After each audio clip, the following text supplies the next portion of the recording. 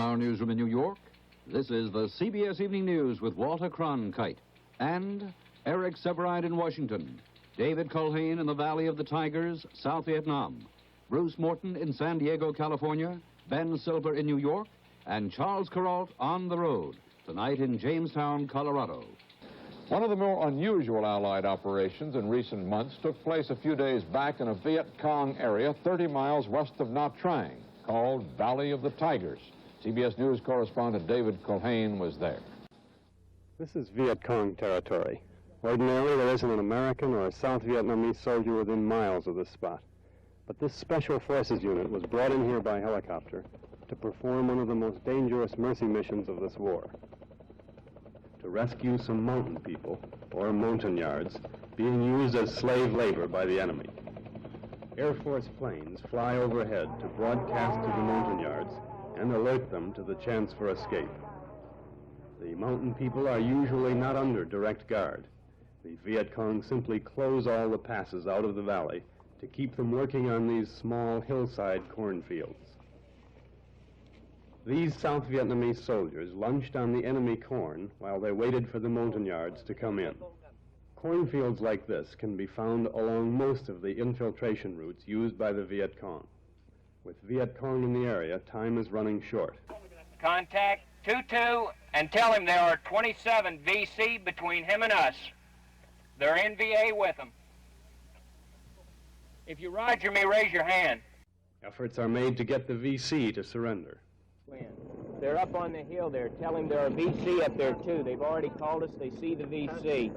Tell him to call the VC in. The VC can come in. We treat them number one, too. Tell them to come in, bring their rifles, come in. We give them food, water, everything. At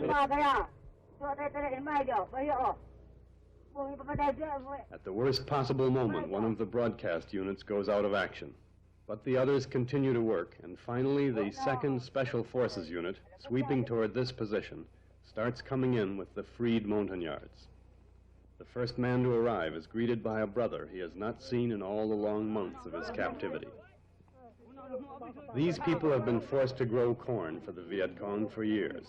They've been ordered to save a certain portion of their crop for the infiltrators as they come down the valley leading east to the sea. These people have just walked for 3 hours through the mountains to get to this landing zone, so there's little doubt that they want to get away. They'll be taken to a refugee camp for montagnards at Nha Trang. Lieutenant Thomas Ross was in charge of the rescue operation on the ground. How many people do you think you were able to bring out now? Right now, up to date, we've got a total of about 165. These are all montagnards. Right, they are montagnards who have been in the area under VC control now for the last 8 years. Just as the montagnards were airlifted out, the Viet Cong began to come within range of the landing zone on higher ground. Gunships were called in to rake the whole area with rockets and the high-speed machine guns called miniguns. This fire suppressed enemy action long enough for the 2 Special Forces combat platoons to get away. This is a rare occurrence in this war, an act designed to give life and freedom in a place and time noted mainly for death and destruction. David Culhane, CBS News, in the Valley of the Tigers. And that's the way it is. Tuesday, August 13th, 1968. This is Walter Cronkite, CBS News. Good night.